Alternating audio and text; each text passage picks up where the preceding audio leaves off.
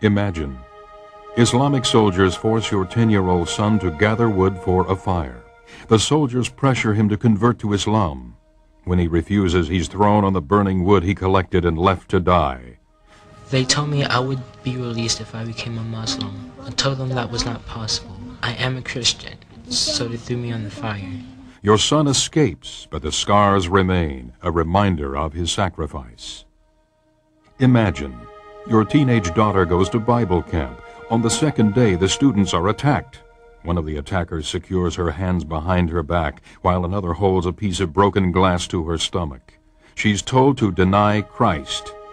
I did not answer him, so he pressed the glass harder against me. Do you believe your God can help you? He asked. Gripped with fear, she cries out, "Help me, Lord, I do not want to deny you." Imagine. Your pastor has refused to register his church with the government. During the service, he's dragged from the church and beaten by the local police. When the officers find a Bible hidden in his shirt, he's beaten with it. After returning home, I felt pain all over my body. It was almost numb at the beginning, but later became so painful that I could not sleep. It is the 5th time he's been arrested. If he's caught again, the police say they will kill him. Every day, thousands of Christians are persecuted for their faith. Hundreds are martyred, about 1 every 3 minutes. They're not heroes or statistics, they're family.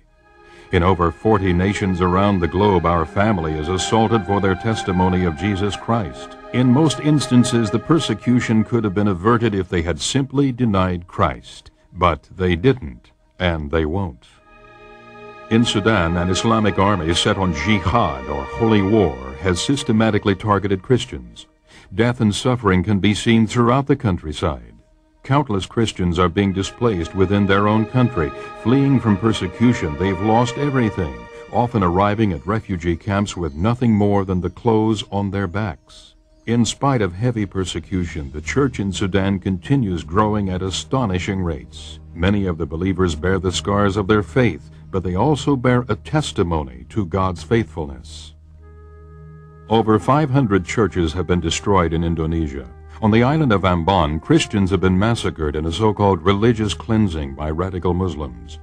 Facing increased persecution, pastors in Jakarta have encouraged their congregations to stand firm, confident that their suffering is a prelude to coming revival. With the fall of communism in Eastern Europe, many have hailed its defeat. But Christians in North Korea, Vietnam, Laos, or China would disagree. Hmong villagers have been imprisoned in Vietnam and Laos after converting to Christianity.